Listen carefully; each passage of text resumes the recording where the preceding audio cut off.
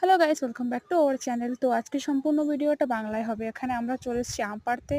এখানে কাকিমা আম পাড়ছে, আর কাকিমার আম পাড়া দেখে ভাই খুশিতে মতলব কি করবে বুঝছে না, ও ড্যান্স করা শুরু করে দিয়েছে।